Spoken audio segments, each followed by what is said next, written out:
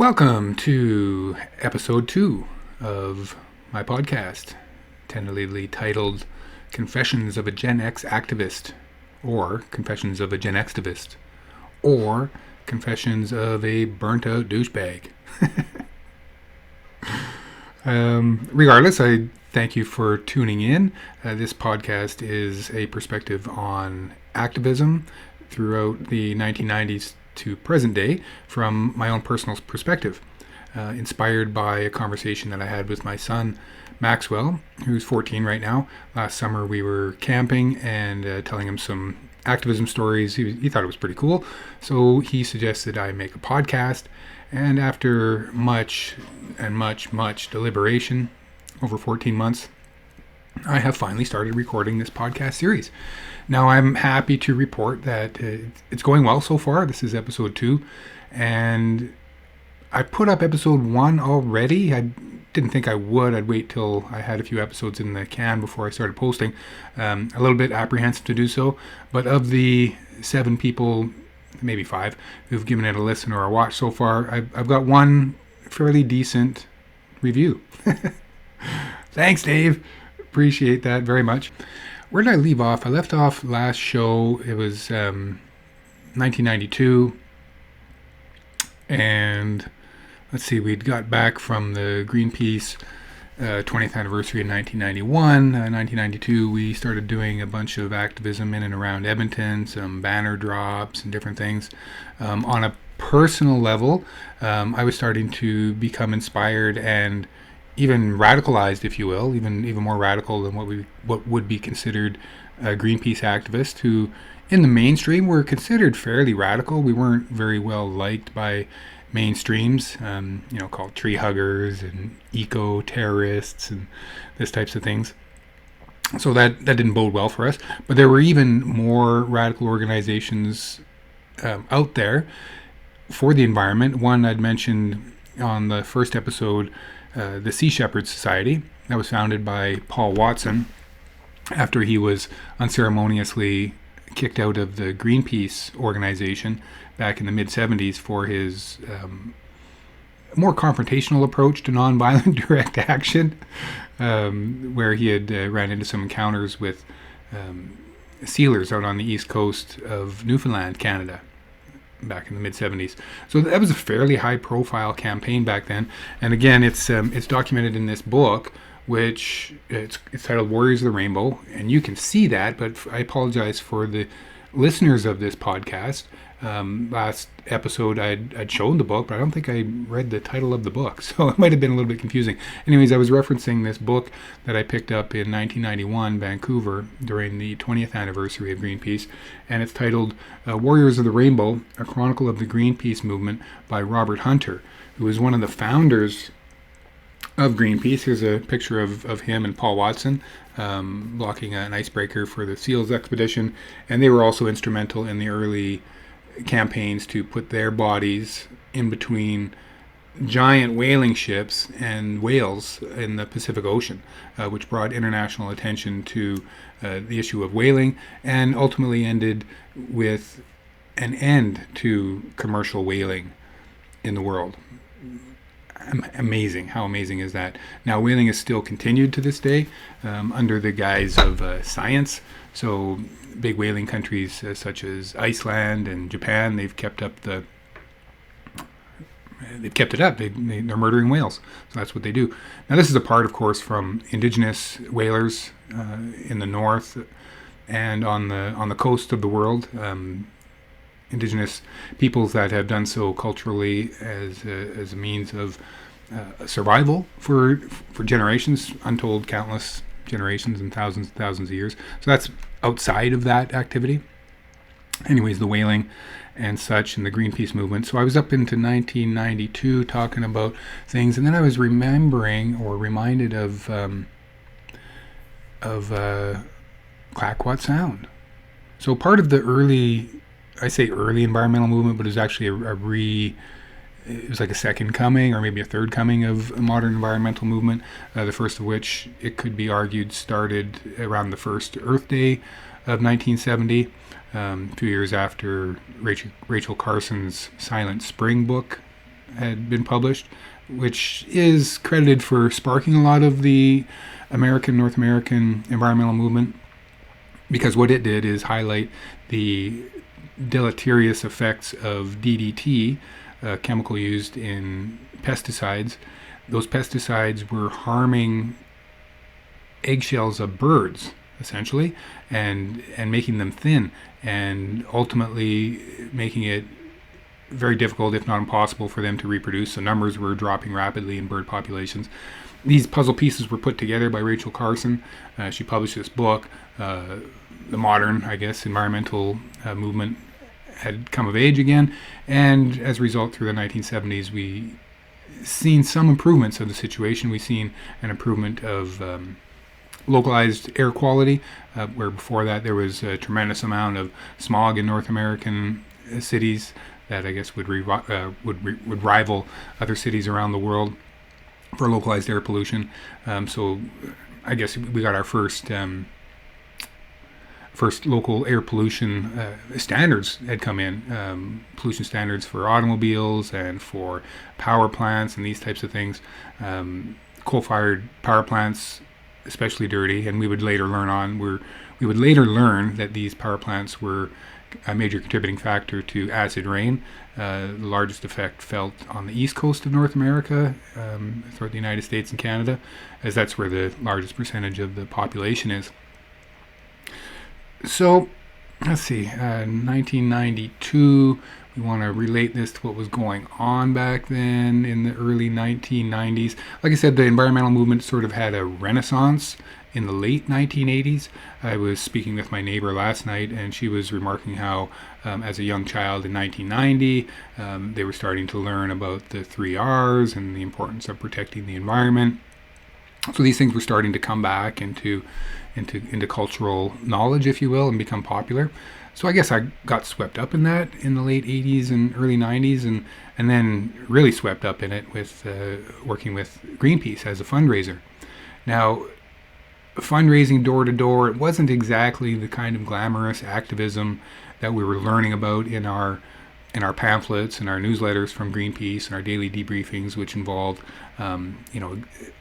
exotic banner drops off smokestacks and like the pioneers of the Greenpeace movement did, maybe blocking a ship that's whaling, or blocking a ship that's dumping radioactive waste in the sea, putting bodies in front of these activities.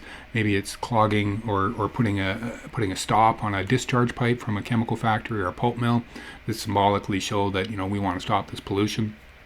So there was a lot of real high-profile direct action that was happening, primarily by Greenpeace, and it was, like I mentioned earlier, it was considered quite radical by the mainstream.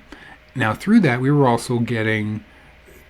So just first on the canvassing, we weren't participating in the radical action, but looking back, our efforts as canvassers, obviously, it helped fund the organization to create these larger actions.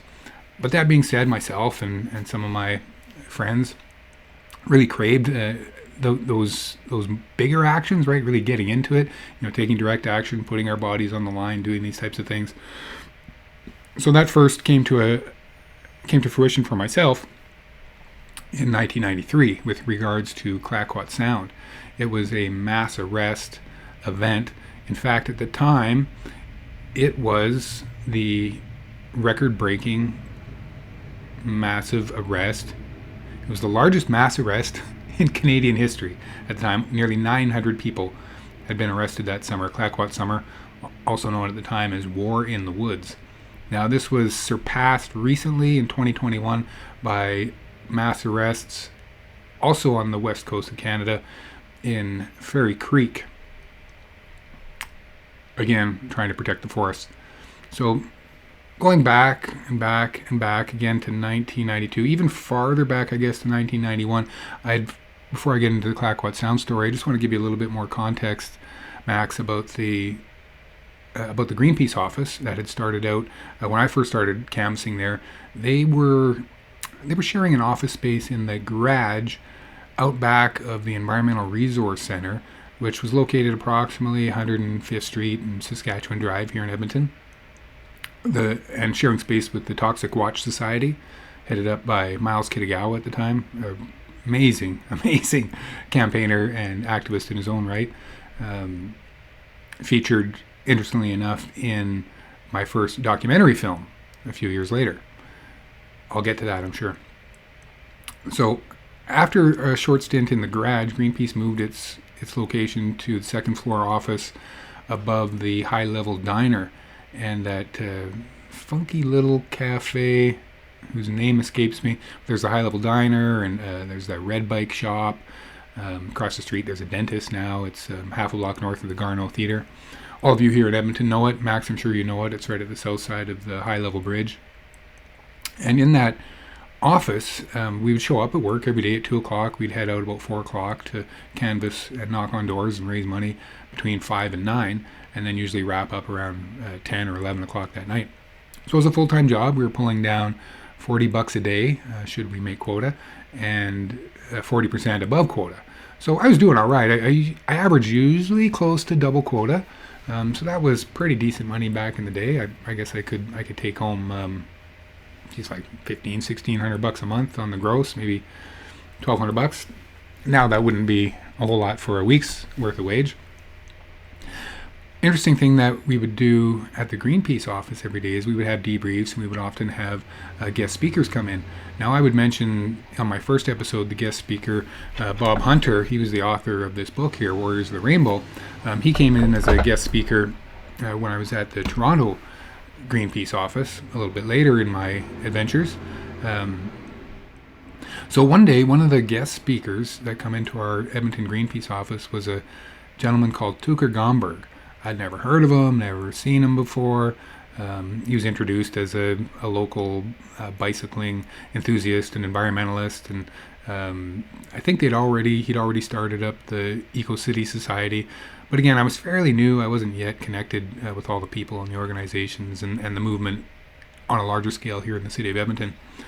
So little Tucker comes in and he starts regaling us with this story about how this local group of anonymous activists flying under the banner Bicycle Doctors had gone out one night with some paint and roller brushes and decided to create a bike lane for themselves and for university students and people commuting between university and Strathcona, and also a way to commute coming off the high level bridge to the University of Alberta in a safe manner without having to encounter the danger of automobiles. So this was quite an inspiring story. Here's these guys, these local guys who we didn't know, like no names were mentioned or anything, and they went out and they just did the thing. They made the bike lane, and the next day there's bike lane. There's just like nowadays you see the stencil of the bikes on the pavement to show that it is a bike lane. You know, they did those stencil cutouts and everything. Brilliant action. The city, I don't think, was super impressed. It probably didn't take them long to either paint it over or somehow clean off all the paint. But it wasn't the first time that was done, and probably wasn't the last time. Over the years, through activism, that early activism and advocacy, and work politically and in the media and just culturally, we now have a lot more bike lanes. It's like a real thing. It's a legitimate thing here in the city now. We've even got protected bike lanes. So these are bike lanes that obviously you've seen. You know, we've ridden down them, taken scooters down them, or they're protected by a concrete curb, if you will.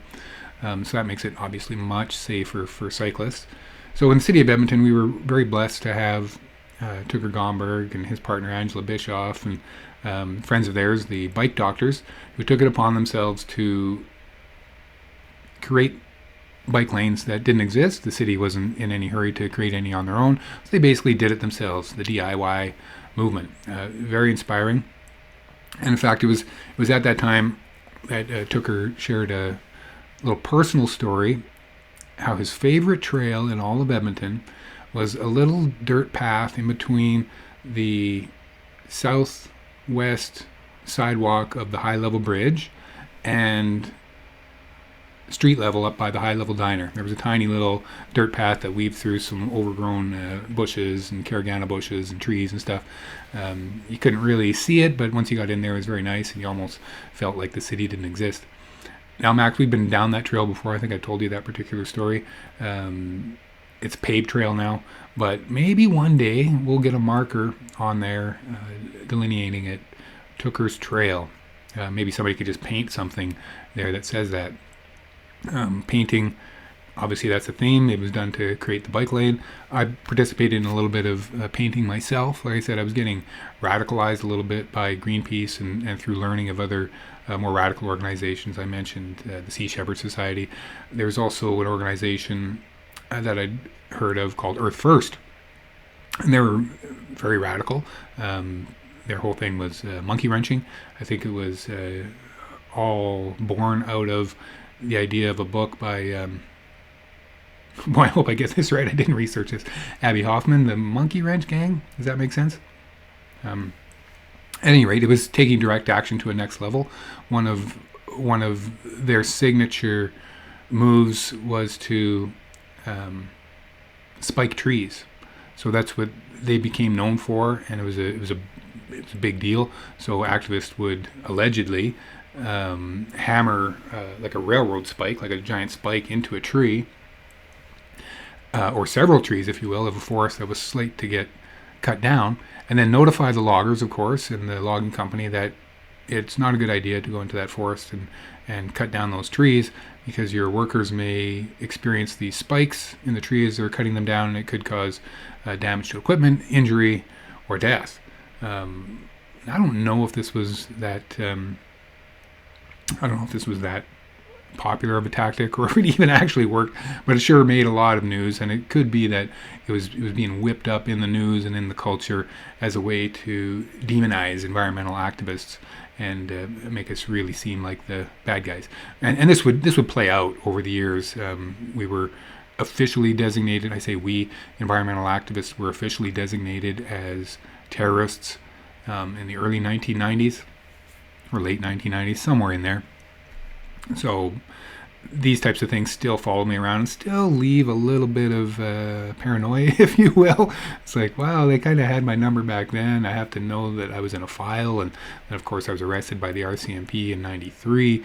I had all these other different activities and run-ins with the law along the way as my environmental activism, and then later working with a variety of different groups. So I have to know that I was on their radar, if not still. And this morning, coincidentally enough, I'm reviewing episode 1 to see about things that I've missed, and doing some things, and my computer starts acting up, starts doing some really bizarre stuff that hadn't done yet before, and my paranoid mind starts thinking, oh man, I should not have produced and put out that super radical, not podcast about activism, because now they found me again, and they're starting to mess with my stuff. So maybe that's happening, probably not. I'm most likely just kind of overreacting in that regard, but it is something to consider, and it's something that I've thought about lately, especially over the last 8 months, with regards to Gaza and the effect that it's had on activists fighting and rallying and protesting and standing up for Palestine, in the shunning, in the threats of job loss, in the interference of their life, even people losing their jobs, people their academic careers being derailed. There's a lot of problems that have become associated with being a pro-Palestine activist, working to stop the war in Gaza and speak out against Israel. They have obviously they're very influential. They have very long arms, and they're able to wield that influence and that power and create problems. So that's something that's been in my mind, and maybe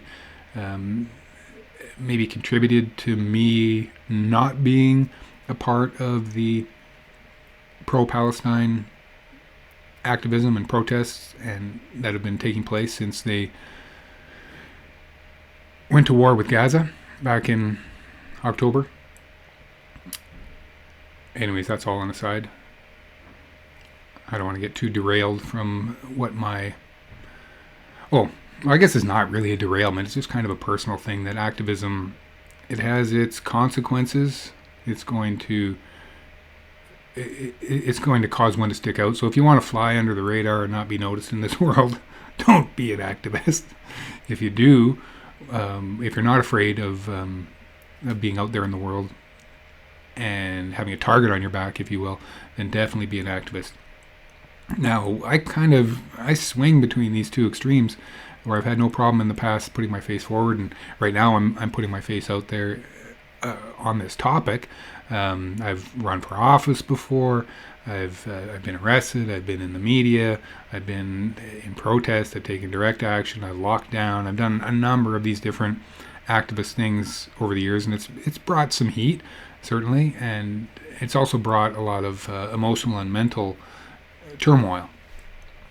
And it's part that reason where sometimes I pull back and sometimes I'm full bore into the activism. Um, Basically, what I'm trying to say, I think, is that activism is fulfilling, but it's got its consequences, obviously. Whether that be physical harm, whether it be shunning, social harms, mental harms. In particular, with recently the pro-Palestine activists, many of them, especially the kids, the students on university campuses that have occupied their campuses and protested the war in Gaza. They've been outright threatened with lack of job opportunities should they leave, or when they graduate from school. So there's these very real dangers, up to and including death.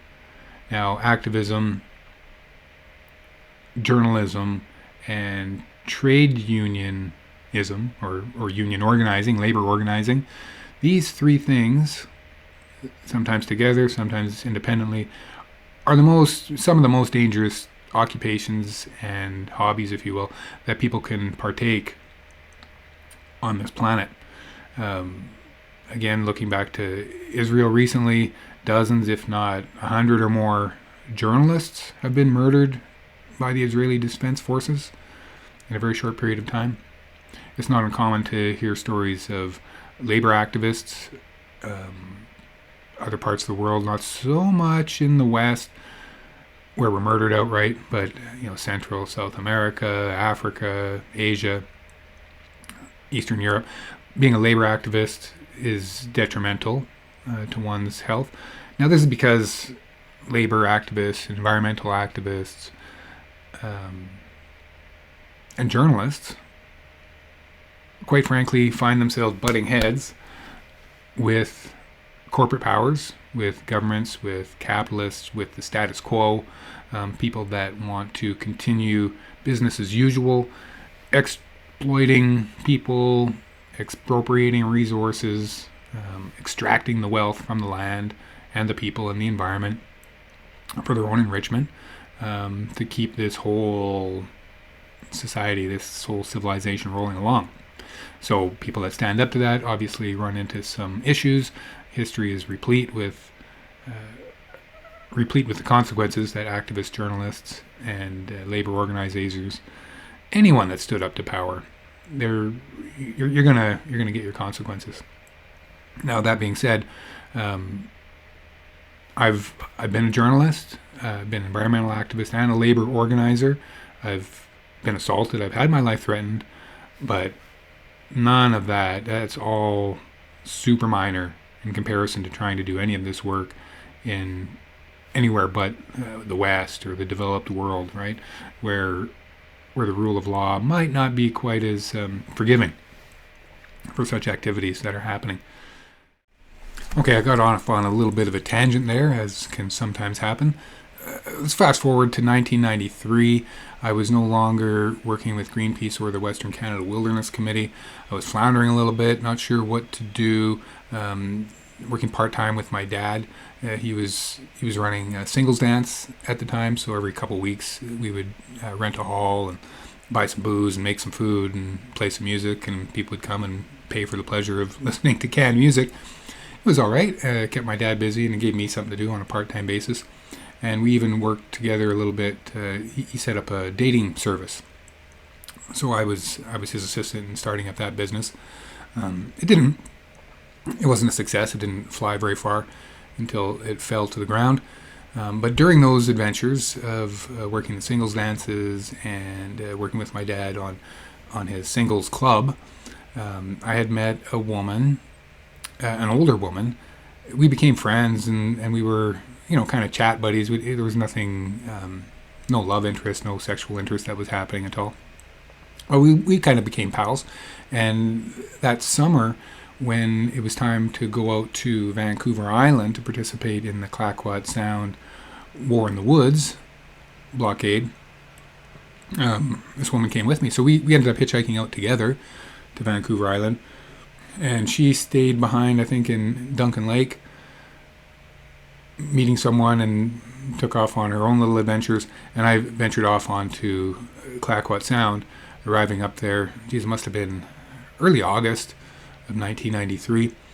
When we got to the camp in Clayoquot Sound, oh boy, I can't remember what the camp was called, but it was huge. Like, it was a huge camp. There was dozens, if not hundreds, of people camped. There was a big, giant main stage. There was kitchen tents and different structures, and it was all in the middle of a clear cut. Right, so West Coast clear cut, it was hilly and rocky, and just bare, freshly clear cut with giant stumps. It was quite the scene. We partook in a little bit of nonviolent direct action training. Essentially, we were given a crash course on how to interact with the cops when it was time to be arrested at the blockade, and do so peacefully and safely. What was interesting about that training is it took place on the stage where recently Midnight Oil had performed. So Clayoquot Summer, the War in the Woods, it gained international attention, obviously. A lot of American celebrities had come up throwing their support behind it, or voicing their support. And Midnight Oil came up and put on a show for the protesters in the middle of Clayoquot Sound. So it was quite interesting. That was my brush with Midnight Oil. And the beds are burning. Anyways, many of you know that song. Max, you might know that song. I might put a link in the bottom below. It was quite apropos, if you will. And it was interesting for me to feel a part, again, of something a little bit larger than myself. So that night, I didn't even have a tent. Like, I don't know what I was thinking. I wasn't well prepared. I had a tiny tarp, and I was able to put the tarp in a kind of a lean-to on a hill with rocks and sticks. It was a horribly uncomfortable sleep that night in the clear cut of Clayoquot Sound, and which was all right because we were woken up early anyways. We had to get up early, long before dawn, get organized, have our coffee and our breakfast, and then get together and be bussed and transported to the Kennedy Lake Bridge in Clayoquot Sound where these protests were taking place. Now, that day on the blockade, it was already well into Clayoquot Summer, coming up towards the end of it, so hundreds of people have already been arrested, including 3 raging grannies. Now, most of the people that were arrested, they were asked to sign a release paper, which compelled people to promise not to return to the blockade and not to further trespass on McMillan-Blodell cut blocks. And in exchange for that, they would be released pending trial. 3 raging grannies refused to sign the release because they knew in their heart that they would not be able to honor it, and they would for sure be back in the forest trying to protect it, be back on that blockade, and be back with the protesters in Clayoquot Sound. So the day that we show up to the blockade, there was 3 cardboard cutouts standing on this small single lane wooden bridge for the logging equipment, and they were just standing on there as a symbolism for them being with us. There was hundreds of us on the blockade that morning, and then the police showed up with the logging company, and from the back of a pickup truck using a bullhorn, a police officer read the court injunction, which was supposed to prevent people from trespassing on that, what was considered private land, I guess. And the deal went that once the injunction was read, anybody left on that road would be subject to arrest, would be under arrest. So we were all briefed, and we all had our plans, and those that were being arrested would then following the reading of the injunction, sit down on the road in front of the bridge, and those who wished to not be arrested that day would part. And there was even lines that were set up, so they were then in the safe zone on the other side of the road. And again, it was Seniors Day on the blockade, so it was myself, and I'm probably the youngest person on the blockade that day at 22, and a lot of senior citizens. One old gentleman who was quite memorable in the trial. It was mentioned how he was a World War II veteran, and he was taking part in these actions to help protect the earth for his newly born young son. So there's this old guy, he's in his 70s, and he's got a young little kid, and he's out in the forest getting arrested. That was an interesting bit of memory to recall. So I sat down with all these old folks, and interestingly enough, it had been going on for so long that the police, those poor police, they were getting sore and tired and sore backs from having to lift up the protesters every day, carry these limp bodies off to the side or into a waiting paddy wagon or bus to be arrested and processed. So they had made an arrangement with camp organizers. I guess it was all being run through Friends of Clayoquot Sound, headed up, I think, at the time by Sephora Berman. Who knows? Maybe I think she's a Gen Xer. Maybe we'll get her on the show sometime in the future. She can share her perspective on Clayoquot Summer. But anyways, we'd all agreed that once the police come and said, will you leave the road? No, we're not leaving the road. Okay, you're under arrest. That we would peacefully and cooperatively stand up for them and be walked off to be arrested.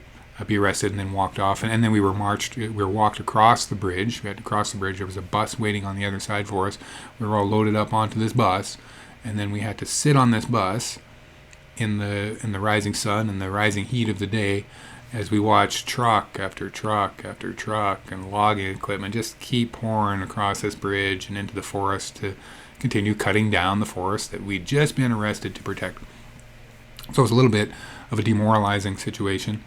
But I guess, we made it through. And after a long time of that, it was so long, in fact, I had to ask one of the police guarding the bus if I could be let off the bus and relieve myself, use the washroom. I couldn't hold it any longer.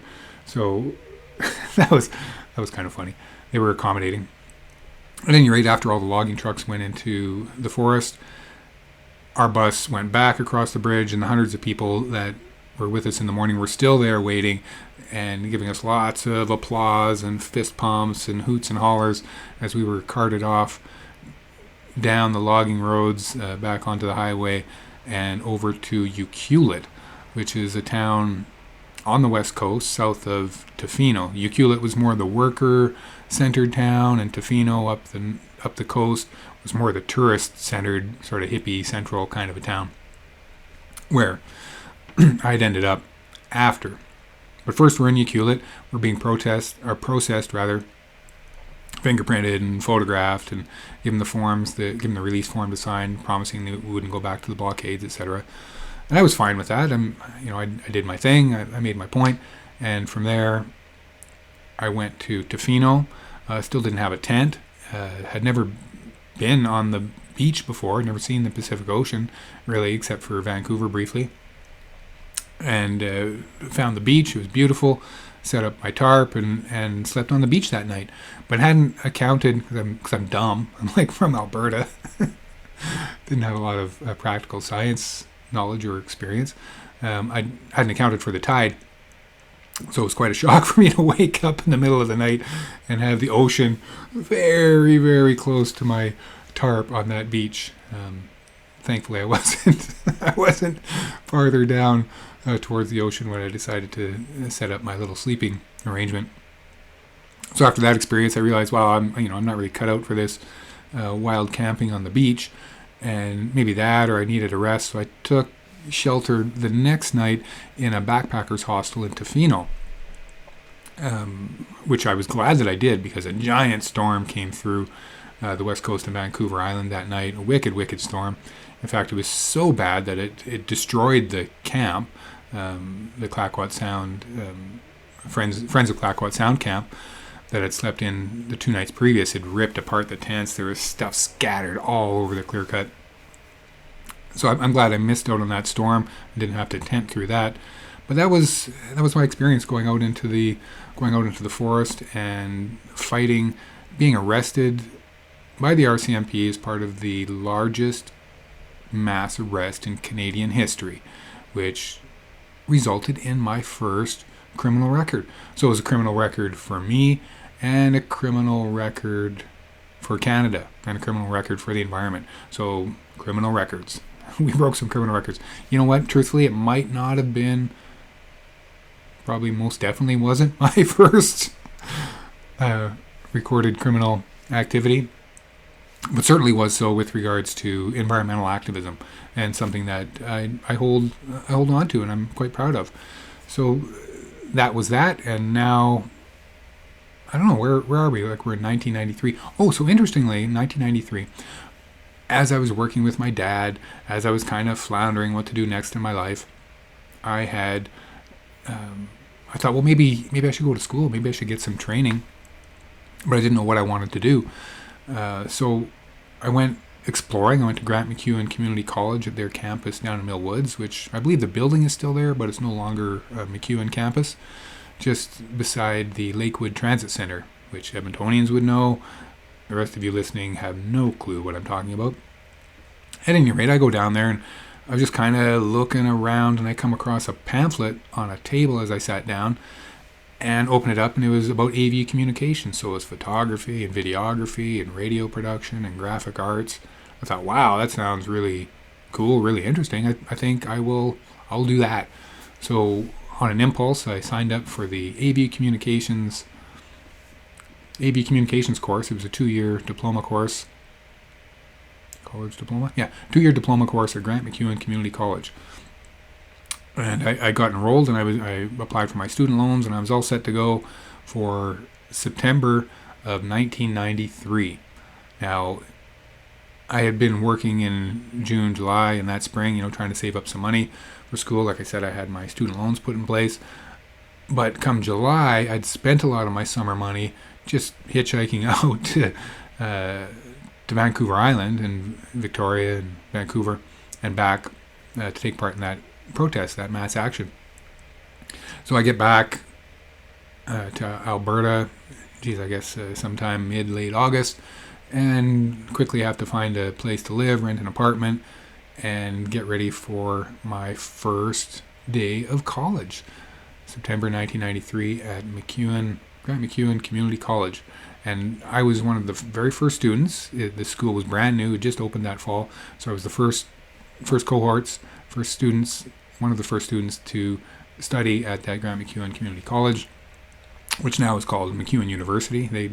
They grew up and graduated themselves. 104th Avenue and in between 105th and 109th Street here in Edmonton. Some great adventures went on there. I was able to continue on with my activism as part of my education. So just like I'd learned I could earn a living canvassing, if you will, I could earn a living as an activist. Now I was practicing my activism as a student. So I could still get all the benefits of my education, but be able to tie in my environmental activism with that. And what that involved is incorporating the issues and the solutions, environmental issues, into all the projects that I would inevitably have to work on throughout my school career. So whether that be collaborating with then who became elected City Councillor Tucker Gomberg and collaborating on a project to a Rails to Trails project to create a bike path, a multi-use path across the upper deck of the high-level bridge where those tracks are. Collaborating with him on that, to creating a documentary as my final project in college, which I believe I had referenced earlier, and it was called Poisoning Paradise, a native view of the Swan Hills Hazardous Waste Treatment Center. So from school, or with school, I was able to incorporate a lot of my environmental ideals, my activism ideals, and my work in that regard, bring it into school, and then from those projects in school, I was then able to launch the next part of my career with that documentary. So that's where I'm going to leave it today. I've traversed the first few years of my environmental activism from 1990 to 1993. I'm now enrolled in college to get a higher education and further my opportunities and further the chances for myself to both stay engaged, stay employed, and make a positive impact in the world. I thank you for listening or watching if you've made it this far. And Max, thank you especially. I hope that you're getting something out of this. It's going to prove to be a little bit of it's for you primarily, a historical piece on my experiences, stories that you may have heard before or had snippets before, but I'm hoping in this format I can weave it together a little bit more coherently and give you an opportunity to get to know me better as you're now starting to become a man yourself and decide, well, what do I want to do with my life? Well, maybe you don't want to do what I've done in my life, right? That's exactly. I'm not a bastion of success over here with regards to our current cultural values, but we've done a lot of things together, and you definitely know that my activism has shaped the way I've led my life, and you've participated in some of that activism as a child and a young teenager yourself. So I hope that you're able to carry some of those lessons forward in a positive way. And for the rest of you, again, thanks for listening. Oh, I almost forgot to mention, I've been sweating in this shirt the whole time. I don't know if you could see it properly. And I even have to come in a little bit because my eyes aren't as good as they used to be. When the last tree is cut, oh my goodness, when the last tree is cut, when the river is poisoned, when the last fish is caught, only then you will know that one cannot eat money. Very famous saying. This was found painted as it appears on this shirt in graphic form. It was found like this. It was taken from a photograph. A gentleman found this painted on the side of a building in Africa, and he was one of the guest presenters at Greenpeace one day back, I guess would have been 1991-ish. And with him, he'd brought a bunch of these homemade shirts, like heavy duty. Like this is some heavy duty material. I don't know what it is, but it's heavy duty. It's unbleached cotton in a very heavy duty form and a bit of an odd cut. And I've had this shirt now for 33 years. It's very good shape. I don't wear it much because it's kind of a weird fit. But I thought it would be interesting to share that funny little t-shirt and help put things into context. I also wanted to share another t-shirt that I had from around the same time, but I will save that for our next episode because it's in the next room and I have rambled enough. So that being said, Confessions of a Gen Xtivist, True Crime Stories. For real.